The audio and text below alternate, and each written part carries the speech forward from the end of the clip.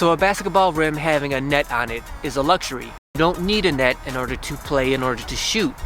But I would say that it is an important luxury to have.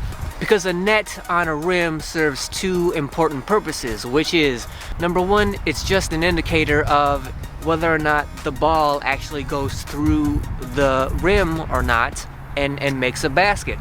Especially in the style of today's game, which is like players shooting a lot of long distance threes.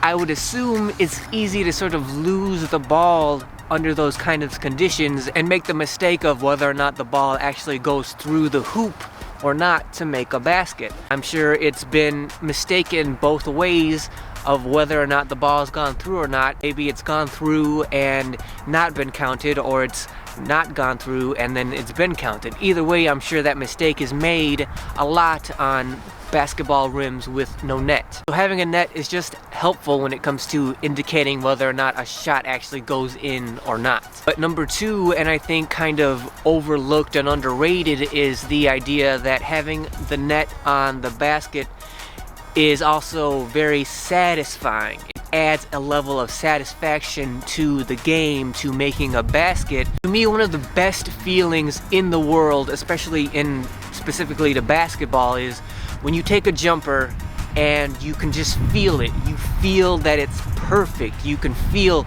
that you're shooting it exactly the way you want to shoot it. And as soon as it leaves your hands, as it's coming off your fingertips, you can just feel that that shot is good, that it's going to go in. And then when it goes through the hoop, when it swishes through the net, you get that satisfying swish of the basket going through the net exactly the way you had anticipated that it would. Not only that, but think about layups, right? When you shoot a nice soft layup and it goes through the hoop and it comes down through the net, if there's no net there, if you shoot a nice soft layup, it'll go over or in the hoop and it'll just kind of drop to the ground.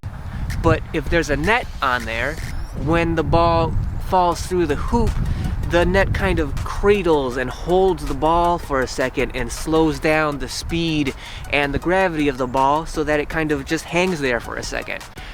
We don't really think of that because it's just kind of part of the game, but realize how kind of satisfying that is, right? That the ball is kind of cradled and held there for a second in the net and it doesn't just plop on the ground because there is no net there. There's a satisfaction there that happens over and over during a game that I don't think we kind of take into account, overlook and underrate, and that's why having a net on a basketball hoop is more satisfying than you probably realize.